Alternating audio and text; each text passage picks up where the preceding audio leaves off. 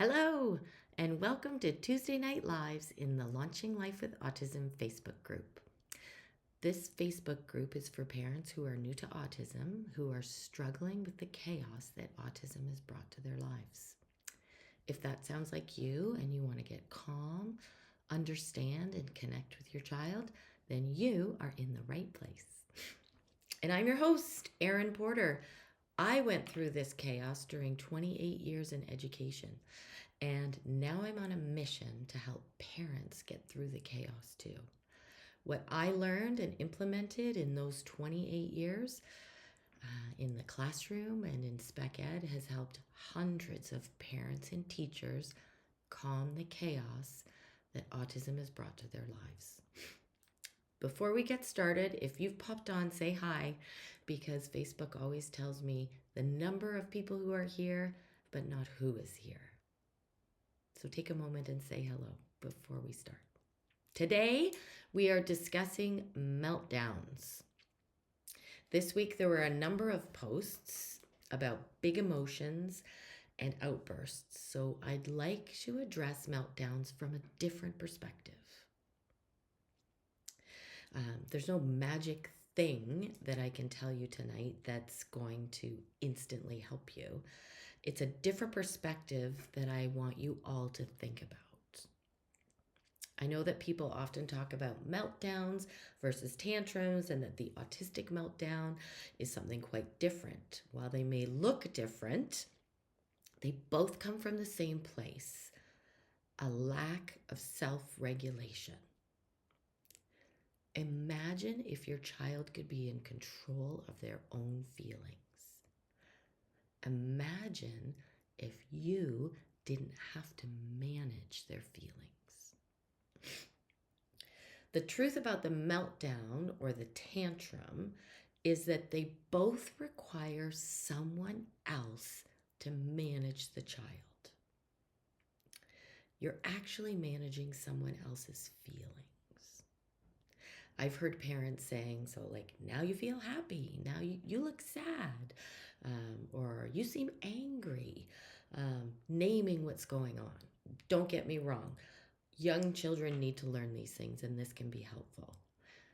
But how long should you have to do that? So you manage your own feelings and the feelings of someone else. You must be exhausted. For example, in one of the posts this week, a parent asked about how to manage their child's feelings. She's in OT, speech, and even though she doesn't have an official diagnosis, all of the same things apply. So a child has big feelings, they get lost in those big feelings, and the meltdown shows itself in a variety of ways. Crying, screaming, throwing, self-harm, hurting others, and it can go on a long time. Does that sound familiar? And these outbursts are hard for everyone in the whole family, right? So the cycle that I see is that something doesn't go the child's way. It could be a change in schedule, the food isn't right, they've lost something, the parent says no, they have to transition, it's bath time, the TV doesn't work, you name it. Often it's something that parents are tiptoeing around so that the meltdown doesn't happen, right? So then the meltdown happens. Then it becomes the job of the parent to help the child manage their emotions and kind of get through to the other side. So the parent coaches, soothes, talks, rubs their back, turns out the lights, turns on the lights, puts on music, turns off music, puts on their favorite show, hugs or doesn't hug, whatever it is. They go through a list of things that can help the child to calm down. And here's the thing. All of those things, they're all just managing the child. None of it teaches the child to manage their own emotions. I know some of you think, like you're thinking that if you model it And you do it enough, it will transfer and they will learn how to do it themselves, right? So have they? How many times do you have to support them before you see that it's not transferring? Let's do some math here. I'm going to use a concrete example from one of the posts and work this through. So one of the parents said that their child is 4, and since they were 1, they've had 2 meltdowns a week. So let's go with that. That's 3 years of meltdowns, 2 per week. That's 52, right? 52 weeks times 2 times 3 years.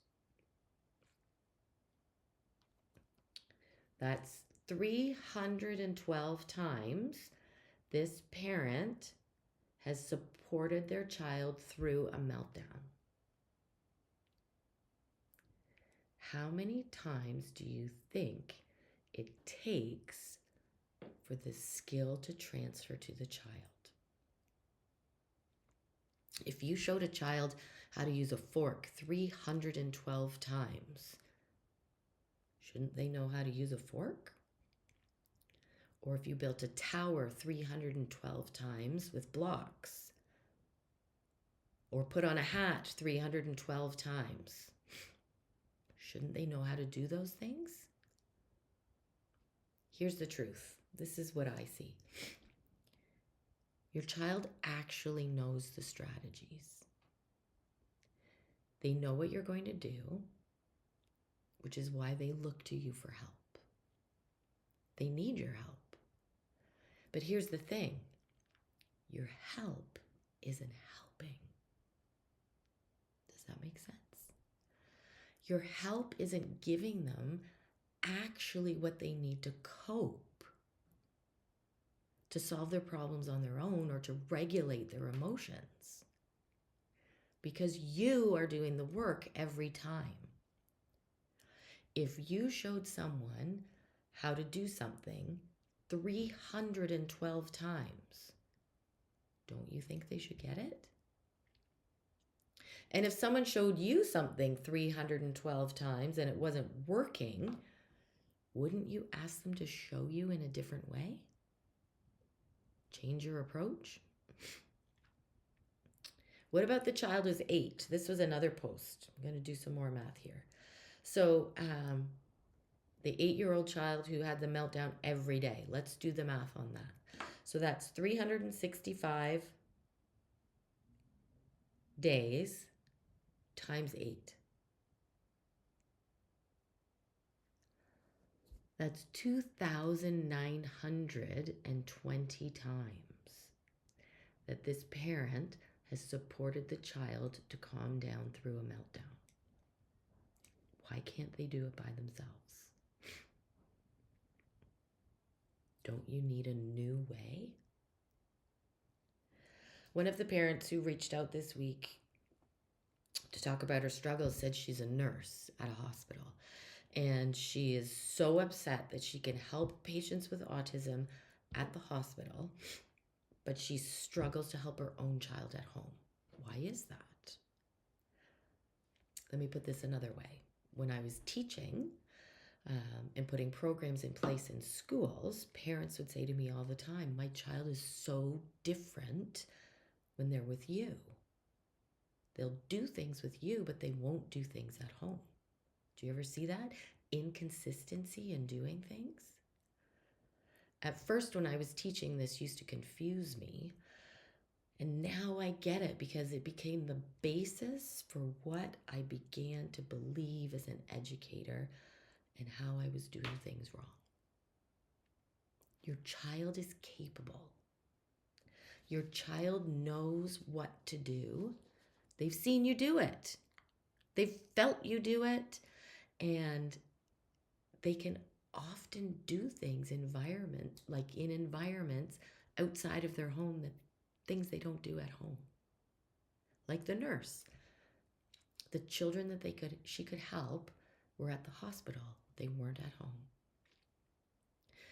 So it's not about you stepping in to help them with their big emotions. It's not about visuals and emotional thermometers and pictures of happy faces. Those are all things that you have to do. It's about self regulation.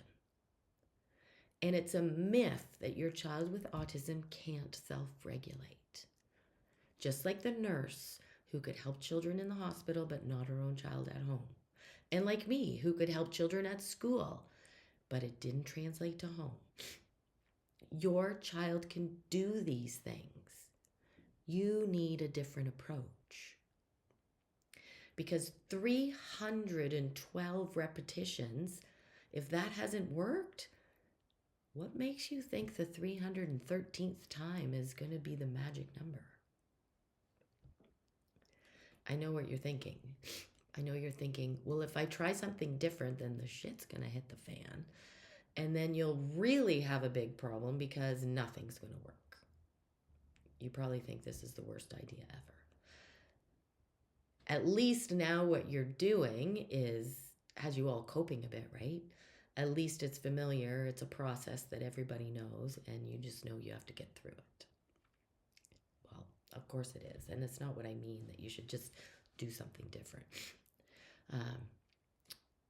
You're thinking like someone who sees meltdowns as the issue that needs to be fixed.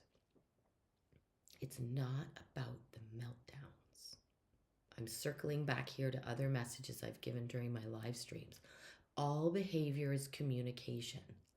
Your child's meltdowns are communicating something to you.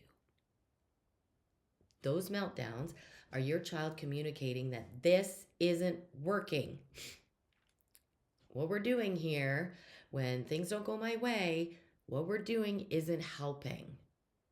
We need a new approach because it doesn't matter if you've shown your child how to do something 312 times or 2,900 times. It's not teaching them self-regulation. You're just going to keep showing them.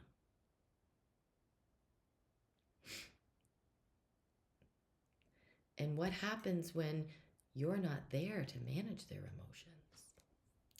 And now I know you're thinking, well, what should I do? Tell us what's next. What's next is putting your child in control of their own growth for life.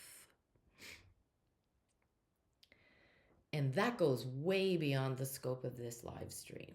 To do that, we need to talk about what's going on in your life, how things look, and where you take your next right step.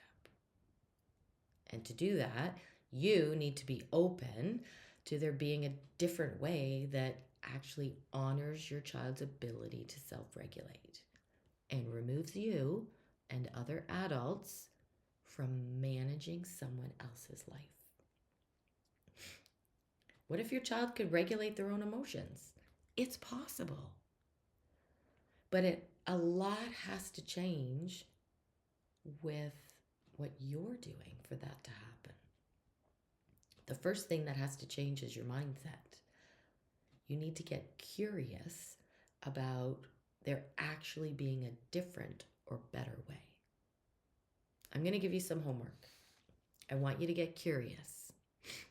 The next time your child has a meltdown, I want you to watch what's going on. Like, be a little fly on the wall. Watch yourself. How much managing are you doing?